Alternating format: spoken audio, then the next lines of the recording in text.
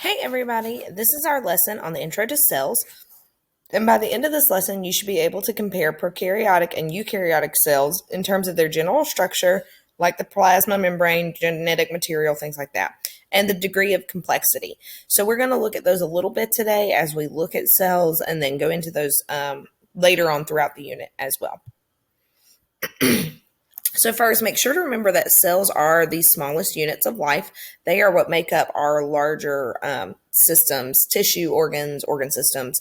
And then over here, we've got what one cell would look like. This specifically is a plant cell since it has chloroplast.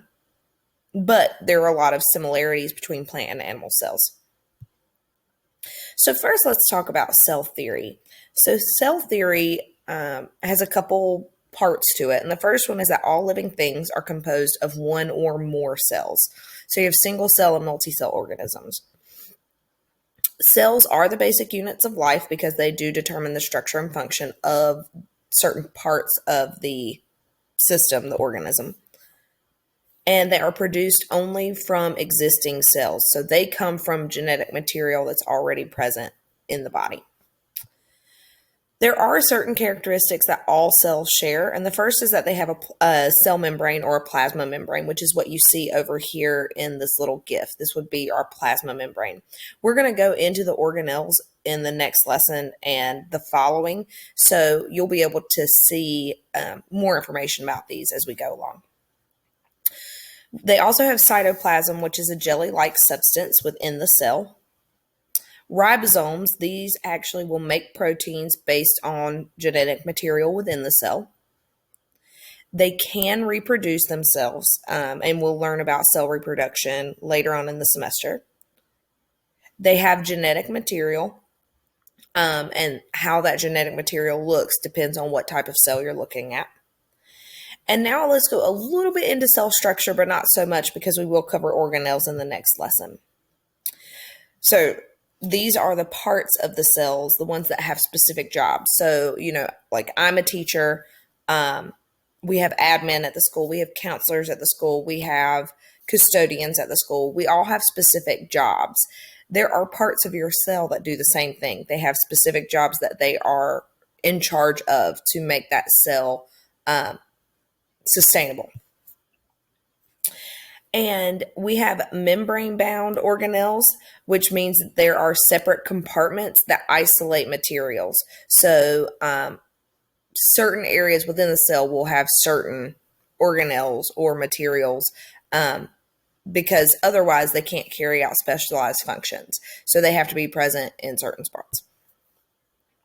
So there are two types of cells that we look at, and you'll see the comparison here to the side, and I'll actually go through a comparison in a minute.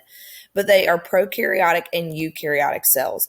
Remember when we first looked at the language of science, so you could think back then, prokaryotic means before nucleus, eukaryotic with nucleus.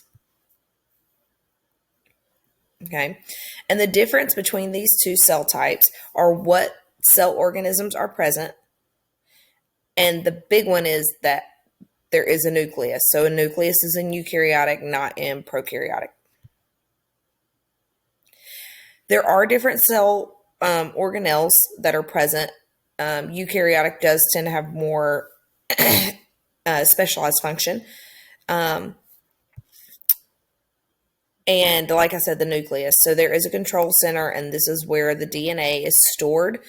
In prokaryotic, there's no nucleus and there's no membrane-bound organelles. Everything's just kind of floating around on the inside, just like the DNA.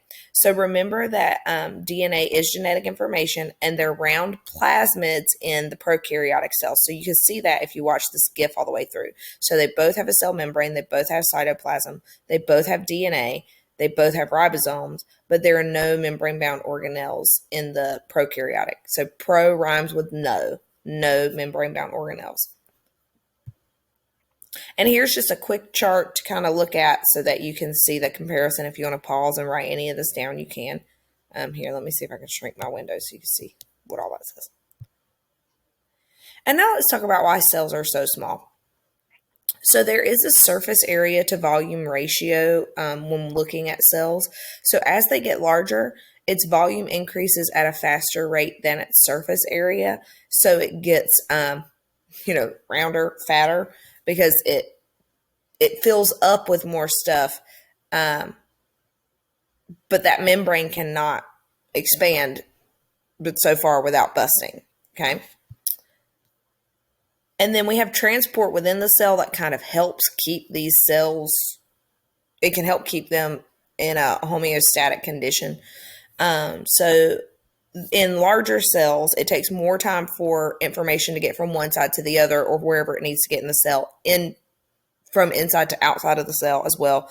So smaller cells, it is more efficient. So we'd like to stay small because you can get information from one part of the cell to another organelle much more efficiently.